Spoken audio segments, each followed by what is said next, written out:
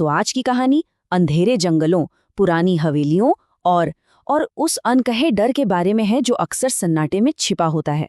चलिए इस भयानक सफर पर निकलते हैं। कहानी की शुरुआत होती है 3 दोस्तों से, और बस एक रात उनका एक फैसला उन्हें एक ऐसे जंगल में ले जाता है जहां से शायद ही कोई वापस आ पाता है। तो कहानी का पहला हिस्सा है एक सुनसान रात, एक ऐसा सफर जो धीरे धीरे एक अनजाने खौफ की तरफ बढ़ने वाला है। तो सीन कुछ ऐसा है कि पूर्णिमा की रात है, चांद की रोशनी फैली हुई है और हम 3 दोस्त, मैं, सुरेश और अजय, तेल गांव के जंगल से बाइक पर गुजर रहे हैं।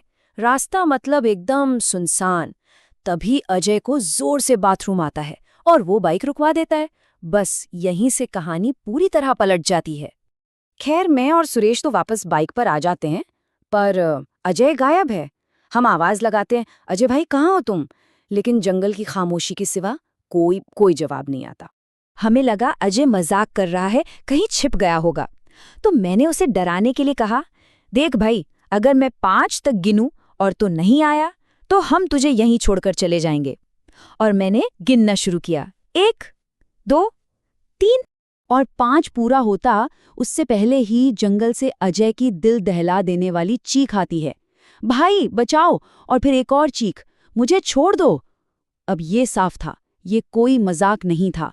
अजय, हमारा दोस्त, सच में किसी बहुत बड़ी मुसीबत में था। अब आता है कहानी का दूसरा हिस्सा, भूटिया कोठी का राज।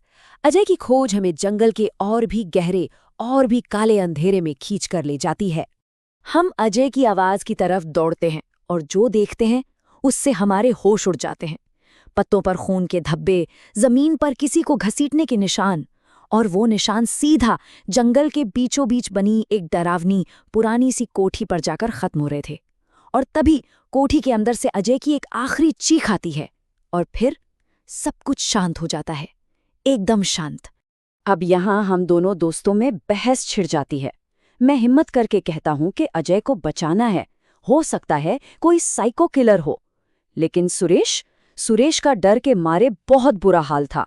उसे पक्का यकीन था कि ये किसी डायन का काम है और हमें तुरंत वहां से भाग जाना चाहिए। लेकिन मैंने उसे दोस्ती का वास्ता दिया और किसी तरह मना ही लिया। हम दोनों उस खौफनाक कोठी के अंदर घुसते हैं।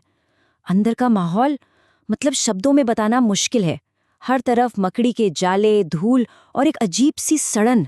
और तभी हमारी नज़र सीढ़ियों पर पड़ती है, जहां ऊपर वाली मंजिल से खून टपक रहा था, टप टप टप। और अब तीसरा हिस्सा, सिर कटी औरत। यहां से कहानी अपने सबसे भयानक मोड़ पर पहुंच जाती है। हम भागते हुए ऊपर जाते और सामने जो मंजर था उसे देखकर हमारे रोंगटे खड़े हो गए। छत से अजय की बिना सिर वाली लाश उल्टी लटकी हुई थी। लेकिन ये क्या? तभी पास के ही एक कमरे से अजय की आवाज आई, भाई मुझे बचाओ। ये कैसे हो सकता है? हम हिम्मत जुटाकर उस कमरे में जाते हैं। अंधेरे कोने में एक औरत साड़ी पहने बैठी थी। उसकी पीठ हमारी तरफ थी और वो अजय की आवाज में रो रही थी। हम कांपती आवाज में पूछते हैं, कौन हो तुम? अजय कहाँ है? वो औरत धीरे से हमारी तरफ पलटती है और उसका कोई सिर नहीं था। उसके हाथों में अजय का कटा हुआ सिर था और वो सिर बोल रहा था, दोस्तों मैं यहाँ हूँ। इससे पहले कि हमारा दिमाग कुछ समझ पाता, उस सिर कटी औरत ने अजय के सिर को उठाया और अपनी गर्दन पे लगा लिया और फिर एक भयानक मुस्कान के साथ हमारी तरफ हाथ बढ़ाया। हम दोनों पागलों की तरह अपनी जान बचाने के लिए वहां से भागे। लेकिन भागते भागते मैंने देखा कि सुरेश पीछे रह गया है। लगता है उस औरत ने उसे अपने वश में कर लिया था। वो वापस कोठी में गया और उसने चाकू से अपना ही सिर काटकर जान दे दी।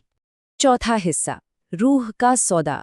अब मैं अकेला था, उस जंगल में, उस कोठी में फंसा हुआ, और मेरे पास उस बुरी आत्मा से सौदा करने के अलावा कोई और रास्ता नहीं बचा था। वो सिर कटी औरत, जिसने अब अजय का सिर लगा रखा था, मुझे रोक लेती है और अपनी शर्त रखती है। एक ऐसी शर्त जो मौत से भी ज्यादा डरावनी लग रही थी। वो बोली, मेरा सिर, मुझे मेरा असली सिर ढूंढ कर ला दो, वरना मैं तुम्हारा सिर ले लूंगी। अपनी जान बचाने के लिए मैंने उस रूह से उसकी कहानी पूछी। उसने बताया कि कैसे कुछ साल पहले 3 लड़कों ने उसके पति को मार डाला और फिर बेरहमी से उसकी भी हत्या कर दी। उन्होंने उसका शरीर तो वहीं दफना दिया, पर उसका सिर अपने साथ ले गए। इसी वजह से उसकी आत्मा को कभी मुक्ति नहीं मिली। और अब कहानी का 5वां और आखिरी हिस्सा, आखिरी मुक्ति। मेरे पास बस एक ही मकसद था, किसी भी तरह उस औरत का सर ढूंढना और अपनी जान बचाना। अब यहाँ पर मैंने अपने दिमाग का इस्तेमाल किया। मुझे उसकी बातों से एक छोटा सा सुराग मिला, मछली फ्राई।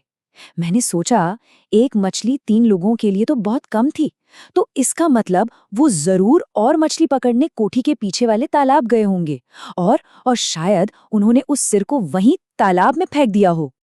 बस इसी एक उम्मीद के साथ मैं तालाब में कूद गया। करीब 2 घंटे तक उस गंदे कीचड़ भरे पानी में हाथ पैर मारने के बाद आखिरकार कीचड़ में फंसी हुई मुझे एक इंसानी खोपड़ी मिली। मुझे उस औरत का सिर मिल गया था। अब आखिरी काम बचा था। मैंने उस औरत की कब्र खोदी, उसके कंकाल के साथ उसकी खोपड़ी को रखा और हिंदू रीति रिवाज से उन दोनों का एक साथ अंतिम संस्कार कर दिया। जैसे ही आग की लपटें ऊंची उठीं, उस औरत की आत्मा आसमान की तरफ चली गई, उसे मुक्ति मिल गई और मैं वहां से भाग निकला।